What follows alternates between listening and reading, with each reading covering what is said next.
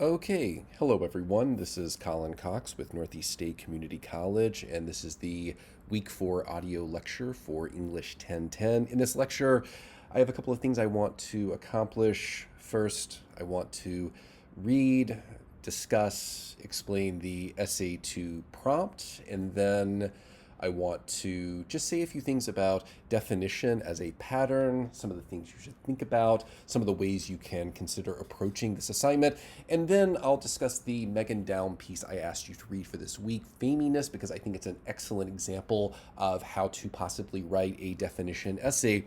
But with that said, let us go ahead and begin with the Essay 2 assignment prompt. Now, if you go to the Content tab, and I mentioned this in one of the earlier lectures, the Content tab is such an essential part or facet of D2L, at least for my courses, because in addition to housing all of the course policies, this is where I will make those modules available that have links to the weekly readings for each essay unit, but maybe more importantly, it's where you'll see those assignment prompts. And as I'm saying this, you should see and have access to the essay 2 assignment module. So the prompt is the first thing you should see. So if you would please select it and follow along with me. And as always, if and when you have questions, do not hesitate to email me.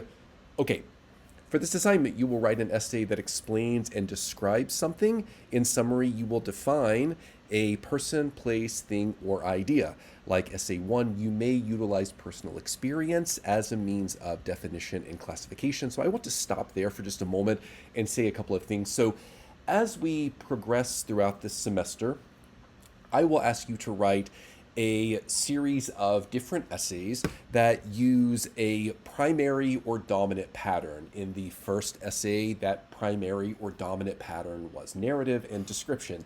In this essay, I want you to write primarily a definition and classification essay. I'll say a little bit about it, but it's primarily a definition essay. However, I don't want you to think that the work I ask you to do in previous essays, you must, for example, leave in those essays or leave with those essays. That is to say, if you really enjoyed using narrative as a pattern, you may certainly do it here with this essay as well. It is extremely difficult to write a single essay of any substantial length without using a variety or a multitude of different patterns. If, for example, any of you, and I may have mentioned this in an earlier lecture, if you, for example, begin a sentence or a series of sentences with, for example, even if you are primarily writing a narrative essay, at that moment you also utilized exemplification as a pattern. So that is to say, you have these dominant primary patterns for your essay, but you may at times utilize secondary patterns as well. Even though I want you to write primarily a definition essay, if you want to pair that definitional pattern with a narrative pattern, you may absolutely do that. It is not a requirement, and I think, again, the Megan Down piece that I'll discuss in just a few moments is an example of how you can write an essay, write a definition essay without necessarily utilizing any real narrative to speak of. But if you enjoyed using narrative as a pattern, an essay that I want you to read, I believe for next week, about someone's work. Oh, I'm sorry, I cannot recall the name of it, although I do have it right here. It's the Lorianne Manis piece. It's a living. This is an excellent example, and I'll speak more about this, I believe, next week. This is an excellent example of how you or one can pair definition as a pattern with something like narrative. So I just wanted to say that because I didn't want any of you to labor under this misconception that because we have officially left the narrative essay unit, I didn't want you to think that you cannot use narrative as a pattern. Okay, for this essay, use descriptive, carefully chosen language while writing or building this essay, but remember that this essay must have an argumentative purpose. That is to say, I want you to be rhetorical and persuasive. This is usually called a thesis statement, but you can think of it however you like. In summary, here is a checklist of what I want to see in this essay. personal experience. And the only reason why, I'll pause here just for a second, the only reason why I mention personal experience is because I am not asking you to conduct any research for this essay. Therefore, whatever it is you choose to define, and I'll say something in just a moment about ways you can think about approaching this essay, you're not necessarily conducting research as a way of defining whatever it is you choose to define. You're using the resources of personal experience, what you know, what you've encountered, etc. Also, obviously, definition and classification. You may think of this as an ideal, descriptive, carefully chosen language. Rhetoric, persuasion, and argumentation. And I do want to stop here for just a moment. So a lot of this language may look similar because it is language that I used for the Essay 1 assignment prompt. That is to say, I want you and I require you to have a thesis statement. This is not an essay that can simply do the work of defining something without perhaps connecting it to or gesturing towards a larger idea, which, as I discussed in an earlier lecture, a way to think about that is to think that is your thesis statement. The minimum word count or requirement is 900 words, like the first essay. And of course, I want you to adhere to MLA documentation standards outlined on the course syllabus. And you will, like Essay 1, submit this essay through D2L by midnight or 11:59 p.m. on the day that it is due. So I want to leave the prompt for a moment, and I would strongly encourage you to now check the definition classification essay help sheet 1, because this is a place where I say a little more about how definition as a pattern of development works. And I won't read this in its entirety, but I will say a few things. First, and I think this is important when thinking about definition as a pattern, I think one of the first things we imagine when we think about definition is we think about dictionaries or the sort of thing that you might constitute as a formal definition. And while dictionaries are useful, obviously, they help to clarify, they help to distinguish and differentiate different ideas, concepts, notions. There are certain limits to what a dictionary definition offers. For example, you may find or research a certain definition of a concept and arrive at the realization that while it certainly clarifies, it may not necessarily apply or be as applicable to you as it may be to someone else or most people or other people. If you think, for example, about a dictionary definition for a word or a concept like father, you might find in a dictionary overtures toward biology, or you might find that a dictionary might define a father using distinct biological terminology. But if you're someone who has a father, or if you consider a person your father who is not your biological father, you might find that this particular dictionary definition, while it does clarify, has certain limits and frankly isn't applicable to you. So again, the point is, dictionary definitions are useful, they clarify, but the work that I want you to do, and this is the important part, the work that I want you to do is to not think about defining something in the way that you might find it in a dictionary. This is why what I want to see is something more akin to an extended definition, because what extended definitions allow or permit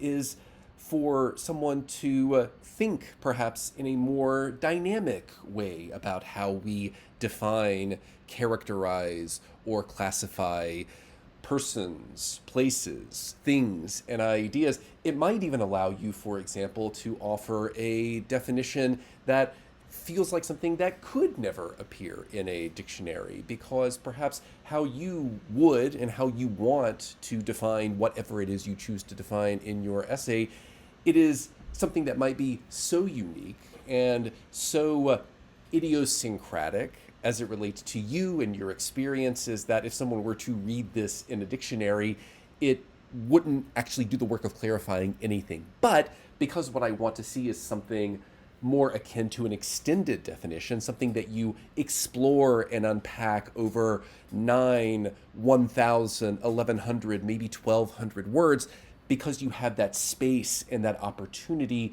to thoroughly explore and unpack whatever it is you want to define, it makes complete sense in that context. So again, here thinking about how form really dictates what is possible when considering the content of a thing.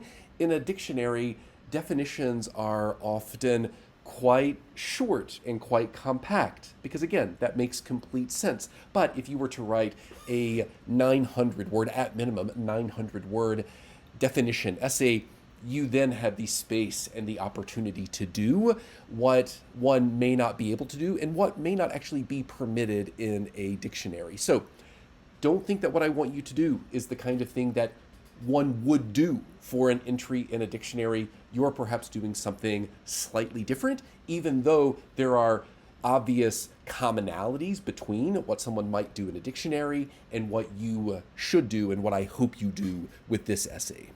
And I also wanted to say a few things about how you can begin to think about what it is you want to define. And a great way to do this is to start as simply as possible. When I teach English 1010 in a traditional setting twice a week on campus, I often begin this unit by asking students, okay, I want you to, and you can do this as well as I'm saying this, on a sheet of paper, perhaps a Word document, a notes app, whatever, write person, place, thing, idea. And as quickly as you can, without necessarily thinking, write whatever you think would fit under those four categories. So a lot of students, for person, they may write, again, something familial like father, mother, sibling, friend. Under place, they may write work, school. Under thing, they may write car or phone or gaming. Pick the gaming device of your choice. My God, I'm showing my age, I think, at this point. Under idea, they may gravitate towards more philosophical concepts like love, happiness, etc. And one of the reasons why I ask students to do this is because I think, and I like to discuss this with my students in class when we conduct this exercise, as simple as it is, what I think it reveals is that while we might create these four distinct categories, person, place, thing, idea, there's often a lot of cross-pollination. These concepts intersect in interesting ways. For example, if you were to endeavor to define a concept like love in your essay, you might find that the way you really understand love is through a relationship with a particular person, whether it's a familial, non-erotic form of love, or perhaps it is a more romantic, erotic form of love. In addition, if you want to, for example, define something like work, a place, perhaps the way you think about work, if you have, for example, positive feelings or associations with work, perhaps it has, for example, less to do with the actual work itself, but more to do with the people you work with, your colleagues and coworkers. So their person and place intersect in interesting ways. So as you begin brainstorming ideas and topics, don't limit yourself to thinking that I will simply define a person, or I will simply define a place, or a thing, or an idea. Entertain the idea that place is informed by people, people are informed by ideas, because I think that's where the interesting contours of a definition essay exist, when you can move beyond those simple, at times useful, but narrow categories. You'll also notice on the assignment prompt, I use a word like ideal. I wanted to talk about that just for a moment because I think this can be quite useful as well. If you place language like that before whatever it is you want to define, let us imagine, for example, you wanted to define the ideal work environment, or let me try again, you want to define work. Well, what if you placed a word like ideal before it? That may help to clarify exactly what you want to say about work, how you want to define work, because by placing a word like ideal before it, it will by necessity have certain positive connotations. I would also encourage you to think or imagine that you could do the complete opposite of that. And I'll provide an example, an essay that I had a student write once. She wrote this excellent definition essay about what it means to be a father. She wanted to define being a father or fatherhood, but, and I won't say too much or be too specific, but by her own omission, she did not necessarily have a father that I think any of us would want or that she would wish on anyone. So she decided to define fatherhood in a kind of non ideal way. This is what a father should not be. And it was one of the more interesting approaches to a definition essay because there was nothing necessarily affirmative about it.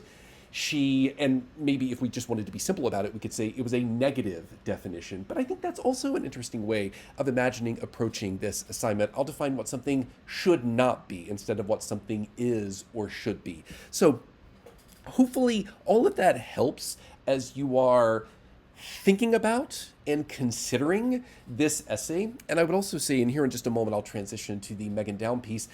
All of the essays that I want you to read for this unit, you could easily reduce them to a simple word or phrase. For example, the Megan Down piece for today. What is it she wants to define? She wants to define fame and celebrity. It's really that simple for her. Now, I think she does so much more with this idea and this concept, but if we wanted to just return or take several steps back and imagine, well, what was the genesis for this piece? If we wanted to pitch an idea for this essay in the simplest way imaginable, what could we say? What would we say? And I think we would just say this is an essay about fame and celebrity. It's that simple. So starting with something small, something simple, something manageable, and then building or extending the definition from there, I think is a manageable and perhaps even a way that I would encourage you to approach this particular assignment. So with all of that said, let us transition to the Megan Down piece. One of the first things I would bring to your attention with the Megan Down piece faminess is when she wrote this essay.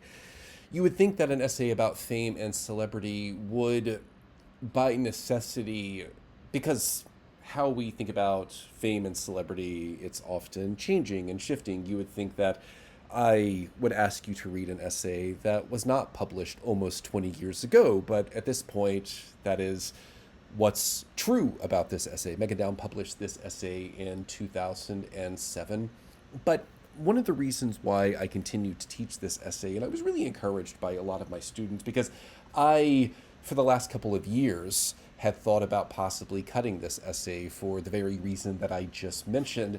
Why would I continue to teach an essay about fame and celebrity when, with each passing year, we are, in theory, moving farther and farther away from the particular definition about fame and celebrity that Megan Down offers? But my students, when I've taught this in the past, have really enjoyed it because what they found that Megan Down does is so perfectly capture and define the problems with celebrity culture in this particular moment of the internet, because that is very much what she explores in this essay. But again, I think it's worth at least mentioning what it meant for Megan Down to offer this argument when she did back in 2007, because the internet, as we know and understand it now, was not obviously the internet of 2007.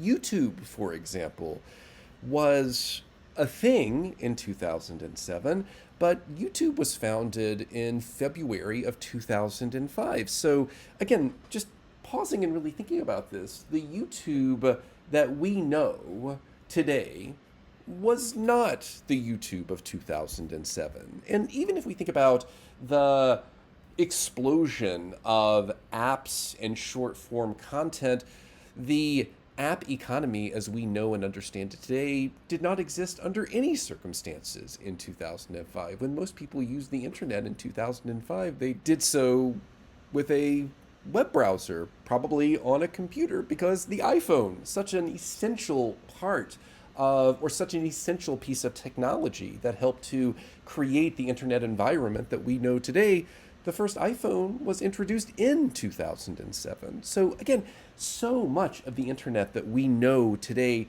was not the internet of 2007. And I say all of that because for many of my students reading this essay for the first time now, they see what Megan Down offers as not necessarily a diagnosis of the internet that she knew and understood, but as a prediction of what might happen.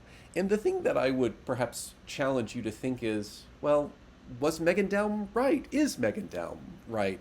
The internet that she imagined, the celebrity, and again, she would have used a word like influencer if she had it, but she didn't because the word didn't exist in 2007. Was she right?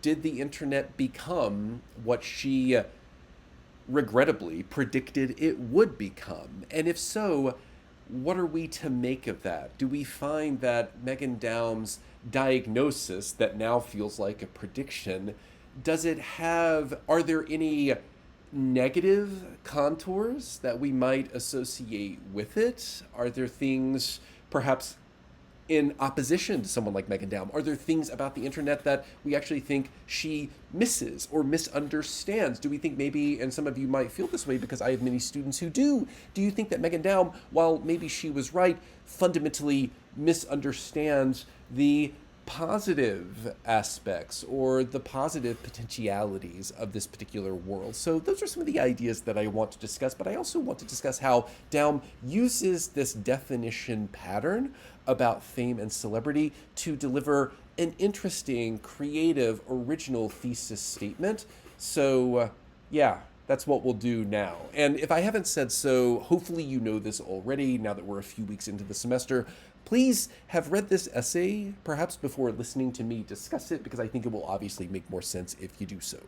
Okay, let's begin with really just the introduction, the first couple of paragraphs, because I think, again, here at the beginning, Megan Down establishes what matters to her in this essay, her priorities. So if you would follow along with me, why is it that most celebrities in the culture today are people I've never heard of?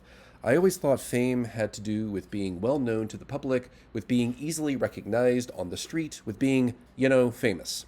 If you asked me to name some famous people, I might offer up examples such as Bill Clinton, Meryl Streep, and Sting. If I spotted any one of them at the supermarket, it would probably warrant a call to my best friend to report what brand of peanut butter they were buying. But these are also people who never go to the supermarket. The reason is that celebrities, at least according to my definition, don't buy their own groceries. They have their assistants do it, or they order special deliveries from organic farms, or more likely, they don't eat at all. That's because they're not quite real people, which is exactly why we love them, or at least we used to. These days, it seems that only crotchety dinosaur types like me still harbor such provincial notions of what it means to be famous. So, a couple of things here. First, this opening paragraph, while it is much shorter than what you might find from a traditional introduction in a traditional 5-paragraph essay, Megan Down tells you everything you need to know about how she hopes and wants to approach defining something like fame, celebrity, etc. Why is it that most celebrities in the culture today are people I've never heard of? Think about what that means and what are the implications of this. The idea is to be a celebrity is to be someone who is in a lot of ways ubiquitous, which is to say you're everywhere. Everyone knows you. It would be, according to Megan Down, quite difficult to be a celebrity if most people or all people did not know your name, did not know your face. So here, what Down does, she offers this initial bit of skepticism about how this new breed of celebrity exists. You can be, and this is an odd, contradictory thing for someone like Megan Down, you can be a celebrity, you can be famous without necessarily being famous. And this does make a kind of intuitive sense. If, again, you think about the internet that we know today, there are very few capital C celebrities. We have, however, an endless array of perhaps lowercase c celebrities, people who are extremely important, but only to a small number of people. I suspect any one of you, and I love to do this in class, I'll ask my students, just tell me like a famous person, someone who's important to you. And it's fascinating. It's not so fascinating that I don't know who many of these people are, but I'll have a lot of students who, again, are approximately the same age, sharing the same class in the same space, and they'll confess to having no idea who some of their peers consider famous people. And I think what this reveals, and again, it's interesting how Daum seems to predict this, is that we have now entered this bifurcated, which is to say divided celebrity environment where we have many, again, seemingly endless lowercase c celebrities, but we've lost this capital C celebrity. And sure, there are certainly a couple of them. Perhaps someone like Taylor Swift might function or operate as an example of a capital C celebrity. But I think Daum's point is there are just far fewer of them. They still exist because, of course, they will always exist. But perhaps in the past, perhaps back in the day, we had far more capital C celebrities and few, if any, lowercase c celebrities. But what I also like about these opening paragraphs is how Daum establishes this unique tone. Notice, for example, the fourth paragraph. In this paragraph, she refers to herself as a crotchety dinosaur type. And this is interesting, I think, because it does two things. First, I think, again, it establishes a particular kind of tone. Daum has a vibe that she wants to communicate throughout this piece. A skeptical sort of vibe. It's the kind of vibe that, I don't know, if any of you have an uncle like some of my uncles and, it's like Thanksgiving, you can almost predict the sorts of things they'll probably say when they're 3 or 4 beers deep and you think, my God, I cannot believe I must have like a conversation with this person. But the difference, I suppose, that figure, they are so woefully and comedically oblivious to how they seem, to how they sound. They're crotchety old dinosaurs, but it's often both funny and frustrating because they have no sense or no awareness that they are, in fact, crotchety old dinosaurs. Daum, by contrast, is different. Not only does she frame or cast herself as a crotchety old dinosaur, not only does she sound like a crotchety old dinosaur, but she's aware of it. And I suppose more than anything, I would just ask you to think about what effect does that have on you as a reader? You're reading this essay, and you might have read this essay, and you might think, I do not agree with her. I think she's wrong, but is there any effect? Are there any consequences to knowing that she knows how she sounds? Because I think that does change everything. I think someone can, for example, sound like a crotchety old dinosaur, but perhaps we as a reader or an audience are more inclined to consider their argument if we think, but they know that. They know how they sound. Does that level of awareness perhaps increase or enhance the sense of authority that someone like Megan Daum might have? Because again, if you think back to the example of the uncle I mentioned before, one of the reasons why I might just reflexively and categorically dismiss anything that person says is because I think they lack any and all self-awareness. And I wonder if I would be more inclined to, at the very least, entertain what they say if I had some sense that they knew and understood how they sound. So again, I think for someone like Daum to be as clear as possible about her tone matters, because I think it enhances her credibility. It makes her argument more palatable to perhaps someone who would be inclined to disagree with her. Now, if we skip down a bit, I want to begin reading from the paragraph that begins not so long ago. Not so long ago, you had to make a pretty strenuous effort to become well enough known to register as famous. If you were an actor, you auditioned your butt off. If you were a musician, you played in clubs for no money. Part of the allure of fame was that access was limited. You pretty much had to show up regularly on network television, in studio movies, or on Top 40 radio. However, because that playing field was relatively small, once you got there, it wasn't too hard to become a household name, if only for the allotted 15 minutes. Now I'm not sure there's such a thing as a household name anymore. Instead of 15 minutes of fame, we get personalities who are famous in the eyes of maybe 15 people. Fame is no longer about reaching the masses, but about finding a niche audience somewhere. This can, of course, be a very good thing, since the masses have never been known for their taste or intelligence. But there's a dangerous flip side to the democratization of fame.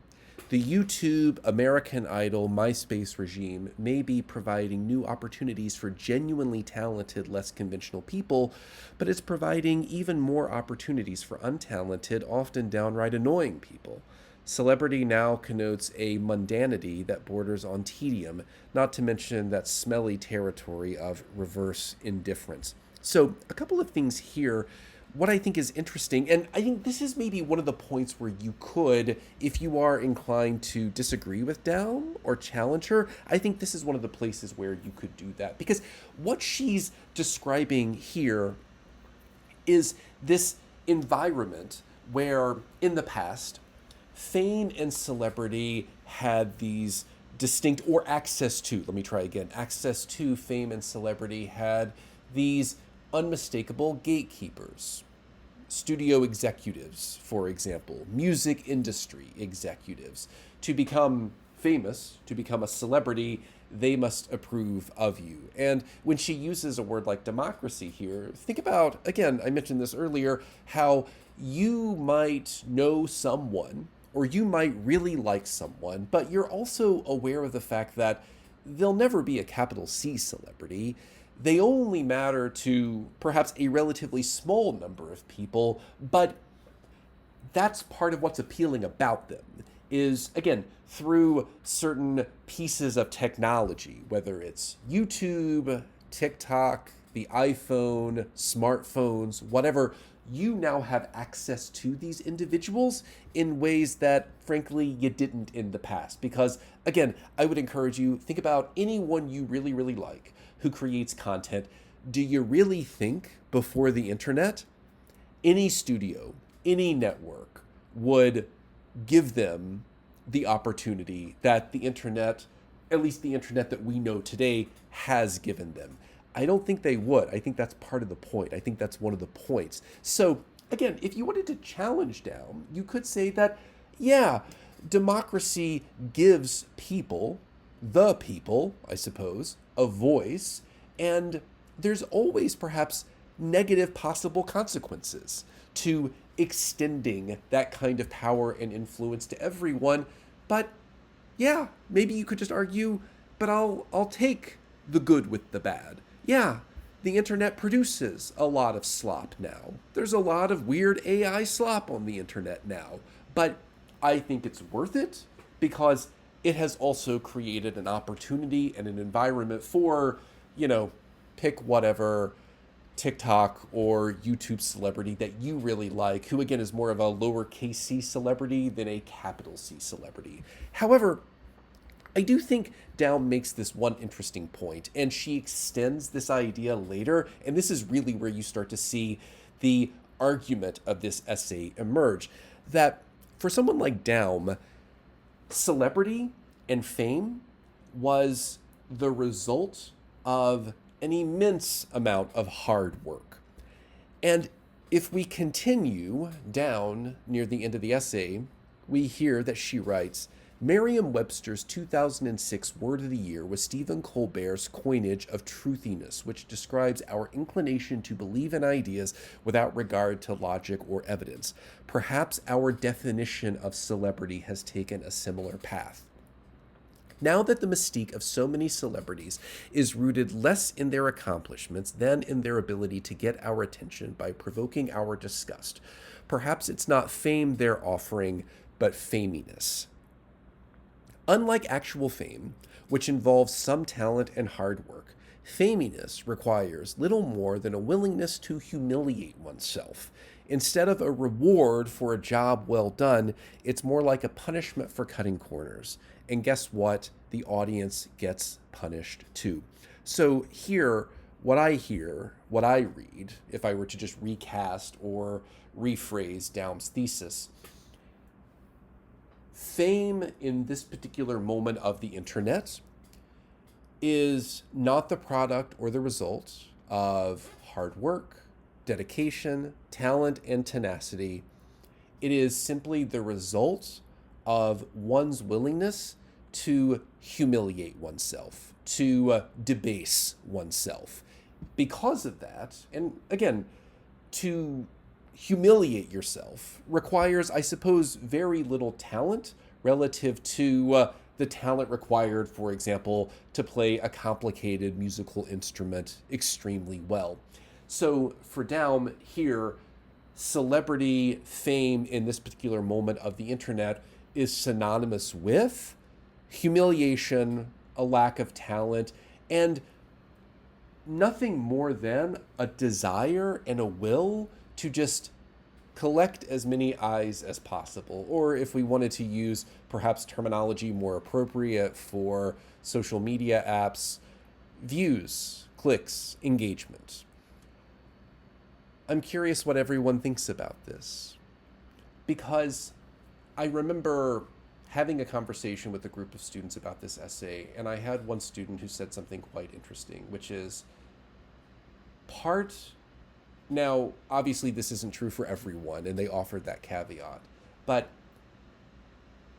part of what makes internet content now so engaging is the sense of authenticity. But authenticity can be manufactured, and it often is. This is something I know quite intimately because I've studied film a lot. Anytime someone tries to convince you that a film or a documentary, for example, simply wants to just capture something, raw and unfiltered, we're not doing the kind of work that you might do in a larger studio with hundreds of millions of dollars, incorporating, for example, computer-generated effects and images. That's a persuasive idea, but it's often wrong, because the simple fact of putting a camera in front of someone removes that sense of authenticity. I suppose it's an interesting sort of contradiction. Can you put a camera in front of someone and capture something authentic? Or does the camera always do the work of framing and perhaps even encouraging certain kinds of behavior? And I think this student's point was, anytime you watch content on the internet that feels real, more often than not, there were a whole host of choices that people made before they started filming. And perhaps a lot of those choices were designed or engineered to create this affect of realism and authenticity. And I was persuaded by this argument, because I think the student's point was, no, Megan Daum, you're actually wrong. It's not that content creators are talentless. It's just what it means to work hard, what it means to have talent, and then to apply that talent and skill to content creation perhaps just looks different from the kinds of skills and the kind of talent necessary to become famous 30, 40 years ago. And I have other students who are quite familiar with content creation say things like, it is not as easy as she makes it seem to actually find an audience. You would think finding an audience would be a lot easier than it actually is, but if you have good intentions. Now, I think the student's point, however, was if you have terrible intentions, and maybe this confirms Daum's thesis more than it challenges it, but this student, they argued, it's actually a lot of very difficult, subtle, and nuanced work to find an audience in an organic, authentic way. And again, perhaps Daum would then say in response, sure, but I'm not speaking necessarily about those sorts of creators. I'm speaking about the ones who have no talent whatsoever and can still find ways to find an audience, perhaps because they're appealing to certain instincts and incentives that Daum clearly finds troubling, problematic, etc. But for all of you, what I think is applicable as it relates to the essay that you hopefully will write, notice how Daum, and here I'm speaking more broadly about just the overarching piece itself. She begins by offering this description of what fame once looked like to her, which then creates this seamless path for her to offer this definition of what fame, as she understands it, looks like now.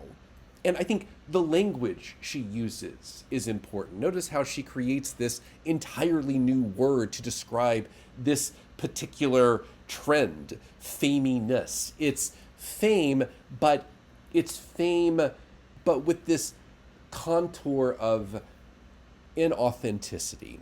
So for someone like Daum, the best way to think about what it means to be famous today in this particular iteration of the internet, again, that she saw, knew, and understood, but also, again, for us, I think, predicting forward, it's not fame, it's fame, but we need to always remind ourselves that it's fame with a kind of asterisk, fame with a kind of inauthenticity, fame, but without, for Daum, talent, conviction. And again, I would encourage you, if you disagree with her, to certainly do that, because I think there are some moments and spots where disagreement exists, where disagreement can arise.